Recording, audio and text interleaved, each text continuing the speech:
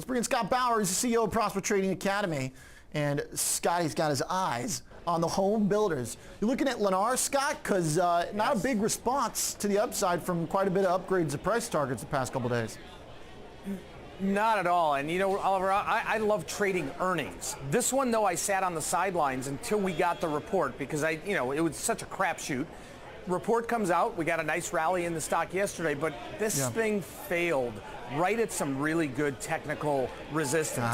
So I look at this and say, okay, it's a really, it was a good report. However, look at the entire housing complex, the entire housing environment here, and it is just brutal. Even with rates where they are, that's why I say, in my notes to you, what we're going to talk about, that's why I say in the near term, I don't like anything in the housing sector, and that's why I'm bearish and selling a call spread.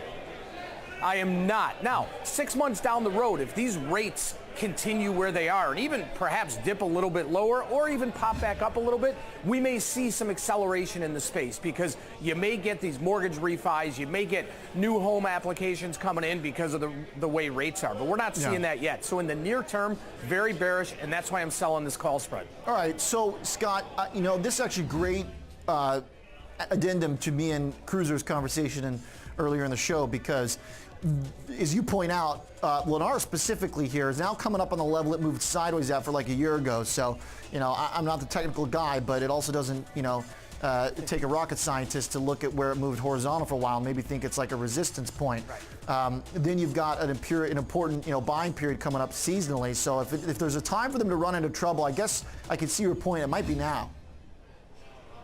That's exactly right. You know what? This is I'm going out to April expiration, so we're talking about 3 weeks, right? And unless something completely turns on its head in the housing marketplace, I just can't see this or any of the other big home builders really rallying over the next few weeks. Well, here's what I would say, though, Scott, to push back against that a little bit. I mean, the whole picture for the housing concerns haven't really changed for 6 months, but these things have become like a big momentum trade.